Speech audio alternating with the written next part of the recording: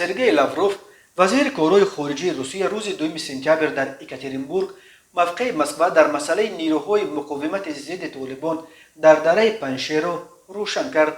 لاوروف گفت روسیه کیها باز از طالبان دعوت میکرد که یک جایه با دیگر گروه‌های قومی و سیاسی افغانستان یک حکومت فراگیر دوره گذشته بسازند، ولی افزود او مسکو بین طالبان و پنجشیری‌ها میانروی کردنی نیست. به گفته لاوروف هم کشورهای غربی، هم خطای و هم کشورهای آسیای میانه بر اینند که طالبان و دیگر گروه‌های قومی و سیاسی افغانستان به یک سازش دست بیابند.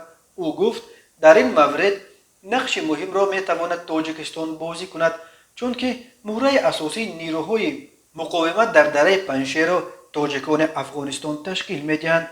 راهبر اداره سیاسی خارجی روسیه اظهار امید کرد که مذاکرات بین طالبان و جبهه مقاومت ملی در پنجشیر به یک نتیجه صلح‌آمیز نائل خواهند شد و تهدید از سر گرفتن عملیات جنگی عملی نخواهد شد. جنبش طالبان در اول ماه آگوست در پی خروج نیروهای ائتلاف بین المللی توانستند در بین همگی 10 روز قریب تمام قلمرو افغانستان را تصرف کرده.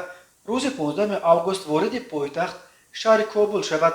اکثر شهر و ولایت‌ها از جمله کابل به طالبان تقریبا بدون جنگ تسلیم شدند. در حال حاضر ولایت پنجشیر تنها ولایتی از 34 ولایت افغانستان است که به طالبان تسلیم نشد. در اینجا چند هزار نفر جمع آمده جبهه مقاومت ملی را با رهبری احمد مسعود فرزند احمدشاه مسعود شکل دادند. نایب اول رئیس جمهوری افغانستان امرالله صالح نیز به پنجشیر پناه برده. بعد فرار پرزیدنت اشرف غنی از کشور خود را پرزیدنت اعلام کرده است و از همه خواسته است که نیروهای مقاومت با رهبری احمد مسعود حمایت و پشتیبانی کنند. در میانه‌های سالهای 90 وقتی طالبان بار یکم قدرت را در افغانستان به دست خود گرفت، روسیه در برابر ایران، هند و تاجیکستان از جمله کشورهای بود که به طور فعالانه از نیروهای ائتلاف شمال به رهبری احمدشاه مسعود که به ضد طالبان می‌جنگید پشتیبانی می‌کردند. ولی این دفعه روسیه و ایران به سیاست یافتن زبان عمومی با طالبان ترجیح داده ایستادند.